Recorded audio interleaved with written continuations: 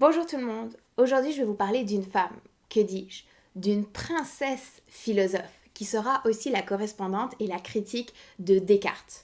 Un petit philosophe pas connu du tout, et dont on oublie trop souvent l'influence. Si vous êtes prête et prêt à voir une princesse retrousser les manches d'une des plus grandes figures de la philosophie occidentale, c'est maintenant que ça se passe.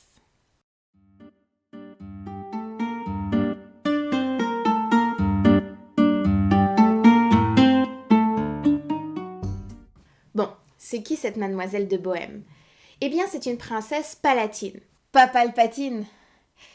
J'aimerais vous dire que ce sera ma seule référence à Star Wars, mais je vous mentirais. Qui naît en 1618 en Allemagne actuelle. Elle est la première fille du souverain Frédéric V et d'Élisabeth Stuart, mais elle ne connaîtra pas la royauté très longtemps parce que lorsqu'elle a 2 ans, sa famille se fait destituer et elle se retrouve en exil. Ce sera une fille chanceuse car elle pourra aller à l'école et elle va réussir brillamment. On la surnommera d'ailleurs la grecque, car elle maîtrise vraiment bien les langues anciennes. On va évidemment essayer de la marier, notamment au roi de Pologne, mais ça ne la tentera pas pour des questions de religion. Fait qu'elle finira par devenir abbesse. Comme ça, on lui fout bien la paix. Élisabeth n'a jamais rien publié en son nom. Alors, pourquoi est-ce qu'on la connaît et pourquoi elle est intéressante? On la connaît grâce à Descartes, avec qui elle tient une correspondance épistolaire. On retrouve donc sa pensée sous forme de questions qu'elle pose à Descartes. Puis ce qui est intéressant avec elle, c'est que ce n'est pas une élève banale. C'est une élève qui pose beaucoup de questions, poussant Descartes toujours à se questionner et forcément à s'améliorer. D'ailleurs, Descartes sera très admiratif de Bohême et lui dédiera en 1644 son essai Principes de philosophie. J'ai eu l'honneur d'être connue de votre Altesse et de lui pouvoir quelquefois parler, ce qui m'a donné moyen de remarquer en elle des qualités si estimables et si rares. Je n'ai jamais rencontré personne qui ait si généralement et si bien entendu tout ce qui est contenu dans mes écrits. Mais ce qui augmente le plus mon admiration, c'est qu'une si parfaite et si diverse connaissance de toutes les sciences n'est point en quelques vieux docteurs qui a employé beaucoup d'années à s'instruire, mais en une princesse encore jeune et dont le visage représente mieux celui que les poètes ont attribué aux Grâces que celui qu'ils attribuent aux Muses ou à la savante Minerve. Cette si parfaite sagesse m'oblige à tant de vénération. C'est chaud. Ok, mais alors qu'est-ce qu'elle pensait? Qu'est-ce qu'elle disait, cette philosophe? Eh bien, pour comprendre sa pensée, il faut d'abord comprendre quelques idées de chez Descartes. Et voilà qu'elle essaye de nous refourguer 2 philosophes en une vidéo. Première chose à savoir, c'est qu'on dit de Descartes qu'il est dualiste. Il pense que l'être humain est composé de 2 substances. La première, c'est l'esprit ou l'âme, qui est la substance pensante. La deuxième, c'est le corps, qui est la substance étendue. Substance étendue. Cette dernière est matérielle, elle est physique. Et pour Descartes, notre corps est une sorte de suite de mécanismes finalement. Lorsque quelque chose agit à un endroit, cela provoque un phénomène. Par exemple, je pince ma peau et cela envoie un signal à mon cerveau, un signal de douleur par exemple. Tout ceci est mécanique et tout ceci nous détermine. Le déterminisme, c'est l'idée que d'une action s'ensuit des conséquences obligatoires. Si je ne mange pas, je vais avoir faim. Si j'appuie sur l'interrupteur, la lumière va s'allumer. Si un Stormtrooper me tire dessus, il va forcément me rater.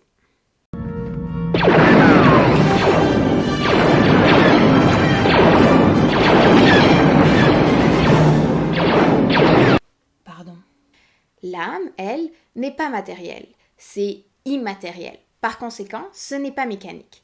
L'âme, c'est où se trouve notre raison. C'est un point important pour Descartes, car notre raison, c'est ce qui nous permet d'être libres. Pour expliquer tout ça, prenons la théorie de l'animal-machine chez Descartes. Les animaux, pour lui, ne sont qu'une substance étendue. Ils sont donc entièrement déterminés. Si vous frappez un chien, cela va activer ses cordes vocales et il va aboyer. C'est mécanique. Cette théorie de l'animal-machine ira encore plus loin avec des philosophes comme Malebranche qui diront que cela crie, mais ça ne sent pas. Les animaux ne possèdent pas la raison. Ils ne sont que la substance matérielle. Ils sont donc coincés dans leur déterminisme. On ne peut pas demander à un animal de faire quelque chose d'autre que ce pourquoi il est déterminé. C'est un animal-machine. Bon, pour prouver que les animaux n'ont pas la raison, Descartes se base notamment sur le fait qu'ils ne parlent pas. Ce qui est plutôt problématique et ce à plusieurs niveaux. Mais c'est pas le sujet de notre vidéo. Alors que nous, grâce à notre pensée, on est capable d'aller outre notre déterminisme. Par exemple, Notre corps fait qu'on ne peut pas voler. On est déterminé à ne pas voler. Mais par contre, grâce à notre esprit, on a été capable d'inventer les avions. Et donc aujourd'hui, on est capable de voler. Quand il n'y a pas une pandémie mondiale. Là, les choses deviennent plus déterminées. Donc, 2 substances. Ok. Clairement, pour Descartes, ces 2 substances interagissent ensemble. Par exemple, je m'imagine aller au parc et mes jambes, mon corps va s'activer pour aller au parc. Et c'est là que De Bohème intervient. Elle demande à Descartes: je vous prie de me dire comment l'âme de l'homme peut déterminer les esprits du corps pour faire les actions volontaires, n'étant qu'une substance pensante. Car il semble que toute détermination de mouvement se fait par la chose mue, à manière dont elle est poussée par celle qui la meut. L'attouchement est requis à ces conditions. La distance métaphysique qu'introduit l'ontologie dualiste entre le corps et l'esprit semble en effet exclure tout contact possible entre les 2 substances. On peut alors se demander comment un événement dans un esprit immatériel peut-il avoir des effets matériels. Comment une chose d'immatériel peut faire bouger quelque chose de matériel? Si je veux faire bouger un objet matériel, je dois être en contact avec lui. Yes, my lord.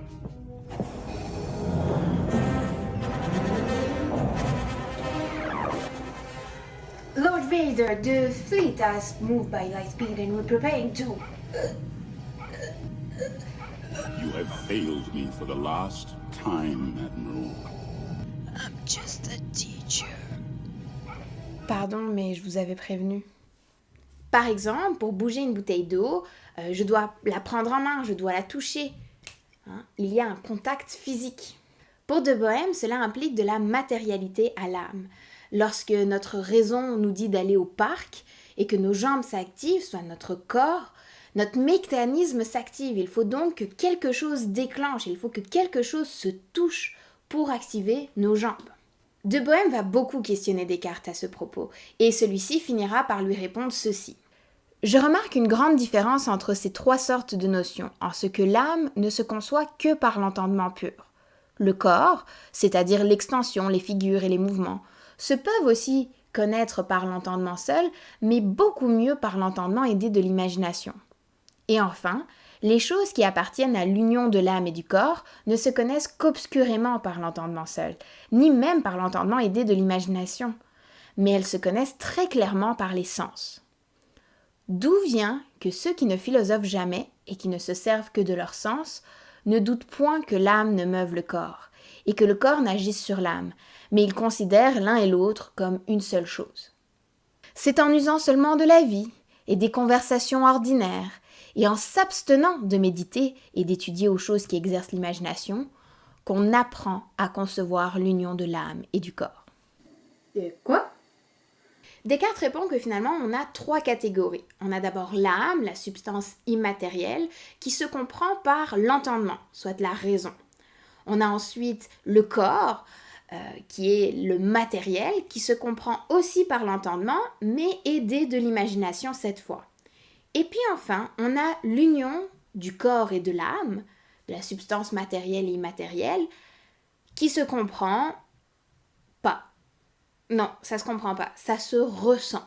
Il faut ressentir l'union du corps et de l'âme. C'est pourquoi il conseille à De Bohème de se consacrer aux conversations ordinaires et de s'abstenir de méditer, de trop réfléchir. C'est seulement là qu'elle ressentira l'union du corps et de l'âme. Mais il se moque d'elle? Est-ce que cette réponse satisfera la princesse?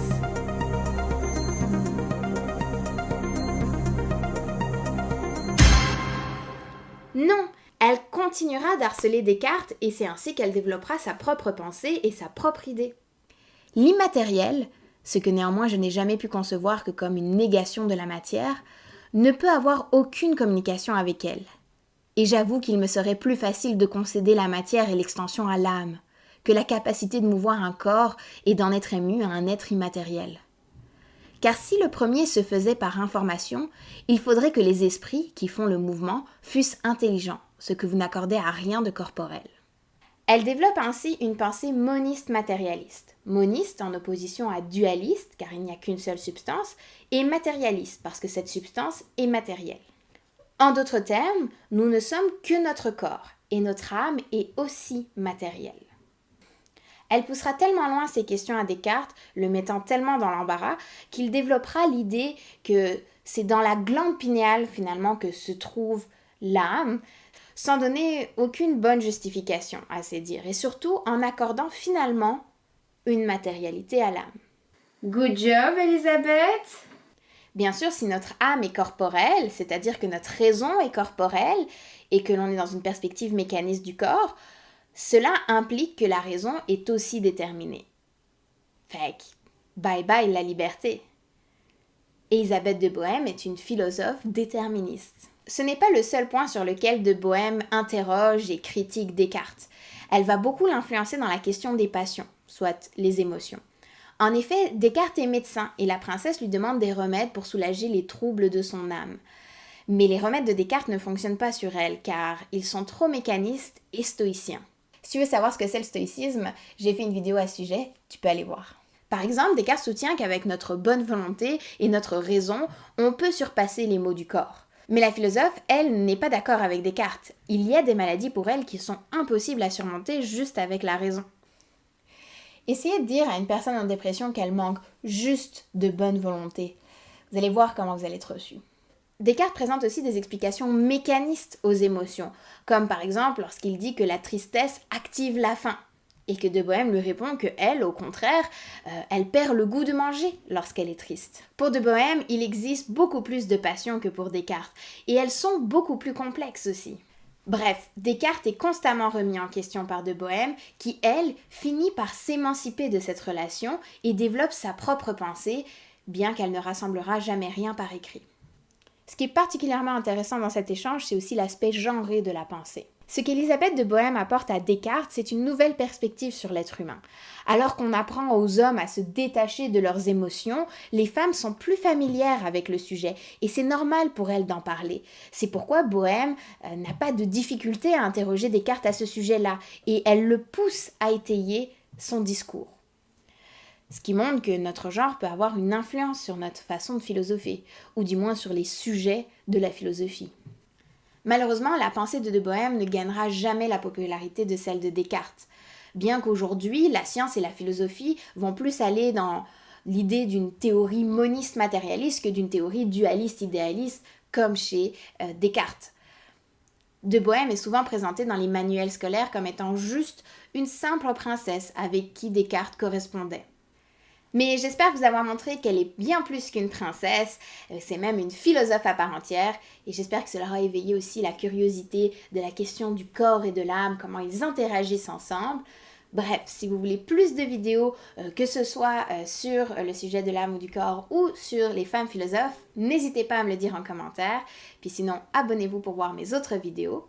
Quant à moi, je vous dis à la prochaine.